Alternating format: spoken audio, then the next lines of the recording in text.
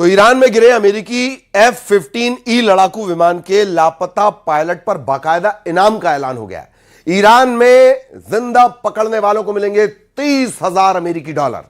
यह ईरान की तरफ से ऐलान किया गया, कुछ व्यापारियों ने किया है। वहीं एक ईरानी फुटबॉलर मोहम्मद अंसारी ने अपने मेडल्स का बलिदान देने का ऐलान किया है। अमेरिकी पायलट को पकड़ने वालों को वो अपने मेडल देने की पेशकश कर रहे हैं। ईरान युद्ध में पहली बार ऐसा हुआ है कि अमेरिका का F-15 जेट मार गिराया गया और इसकी पुष्टि खुद अमेरिका कर रहा है। ट्रंप ने ईरान युद्ध में अपनी नाकामी छिपाने के लिए अमेरिका के 3 जनरल से इस्तीफा मांगते हुए उन पर हार का ठीकरा फोड़ना शुरू कर दिया है।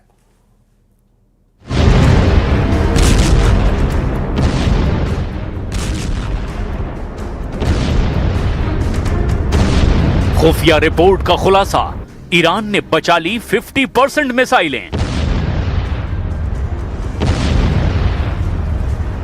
ईरान युद्ध में यह पूरी तरह से साबित हो रहा है, जो जंग में आखिरी दम तक टिकेगा वही जंग का विजेता होगा। आज की तारीख में ईरान साबित कर रहा है कि उसने अमेरिका और इजराइल के बेहद प्रचंड हमलों को अपनी छाती और पीठ पर झेलकर यह दिखाने की कोशिश की कि ईरान आखिरी दम तक जंग करेगा। हैरानी वाली बात तो यह है कि ईरान युद्ध के 5वें हफ्ते में ही अमेरिका के राष्ट्रपति ट्रंप जंग से भागने का रास्ता खोजने लगे हैं, जबकि अमेरिका का ईरान में मुख्य टारगेट ईरान के 454 किलो यूरेनियम को छीनना या जब्त करना था। वो अभी तक नहीं हुआ है और ना ही 47 साल से ईरान में चली आ रही खामनेई शासन का अंत हो पाया है, जो अमेरिका और इजराइल का सबसे बड़ा मिशन रहा। अमेरिका और इजराइल ने मिलकर 25,000 से ज्यादा हमले अब तक ईरान पर किए।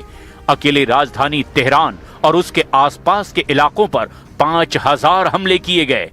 ईरान के 5 परमाणु ठिकानों के अलावा अब हताश ट्रंप ने ईरान के सबसे ऊंचे B-1 बिलेघन ब्रिज को भी बीच से उड़ा दिया है, जो तेहरान को कराच से जोड़ता था। बदले में ईरान ने खाड़ी देशों के उन 8 पुलों को उड़ाने का ऐलान कर दिया, जिसका इस्तेमाल अमेरिकी सेना करती है। इस बीच अमेरिकी खुफिया रिपोर्ट में एक बहुत बड़ा खुलासा करते हुए दावा किया गया कि ईरान के पास अभी 50% से ज्यादा मिसाइलें बची हुई है, जो लंबा युद्ध करने के लिए काफी हैं।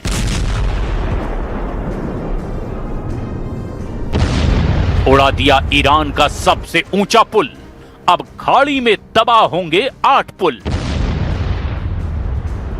28 फरवरी 2026 से आज तक एक भी दिन ऐसा नहीं गया जब ईरान पर भीषण हवाई हमले ना हुए हों।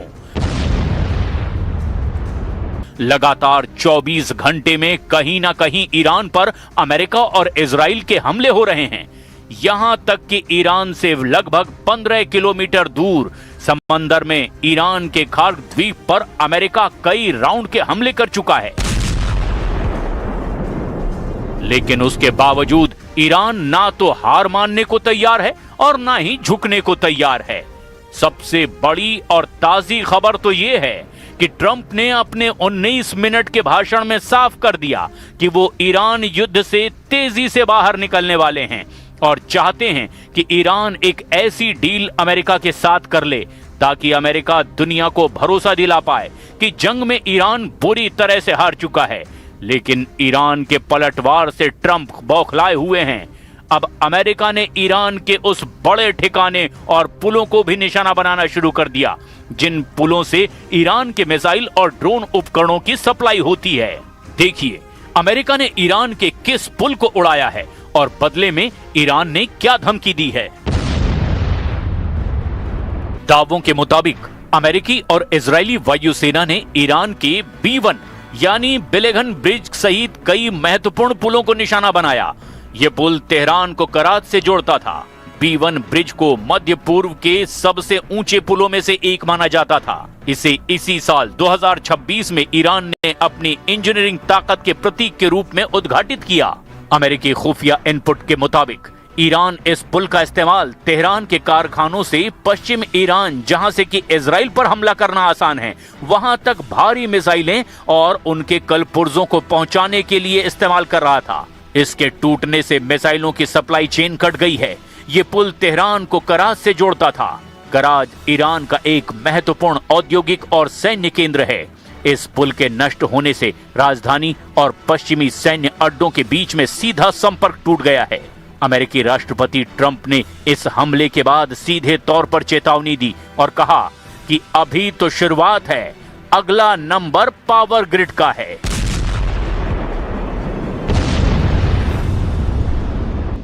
و اشغال برخی از جزایر در خلیج فارس تهدید کرده است. شکی نیست رئیس جمهور آمریکا با فشار سازمان تروریستی موساد 50% मिसाइलों से बदला लेगा ईरान, टारगेट पर खाड़ी के 8 पुल। इधर ईरान ने भी अब पुल पर हुए हमले के जवाब में इजराइल और अमेरिकी ठिकानों पर हमले बेहद तेज कर दिए हैं। खबर तो यहां तक है कि ईरान के मिसाइल गोदामों में बेहद घातक मिसाइलें भरी पड़ी है, जिनके दम पर वो पश्चिम एशिया में मौजूद खाड़ी देशों में मौजूद पुलों को तबाह कर सकता है। खुद अमेरिका की खुफिया एजेंसियों ने दावा किया कि ईरान की मिसाइल क्षमता अभी भी 50% से ज्यादा है और ऐसे में दावे किए जा रहे हैं कि ईरान एक बार फिर से अपने मिसाइल हमलों को और ज्यादा खौफनाक तरीके से इस्तेमाल करने जा रहा है।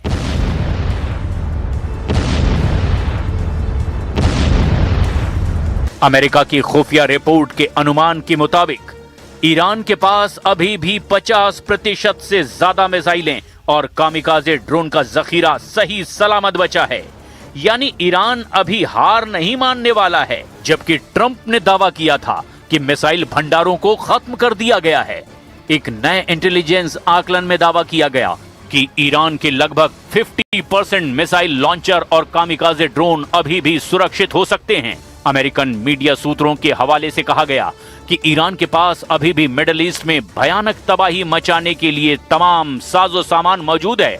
आकलन में बताया गया कि ईरान की कई मिसाइल भंडार तक अभी तक अमेरिका नहीं पहुंच पाया है, जबकि कई ऐसे मिसाइल भंडार हैं जिन पर हमले तो हुए लेकिन वो मिसाइलें मिट्टी के अंदर दब गई, लेकिन उनके अभी भी सुरक्षित होने की संभावना है।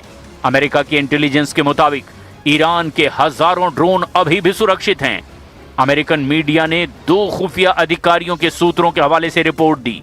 ईरान की तटीय रक्षा क्रूज मिसाइलें काफी हद तक सुरक्षित है, जिनका उपयोग वो फारस की खाड़ी में जहाजों को रोकने के लिए कर रहा है।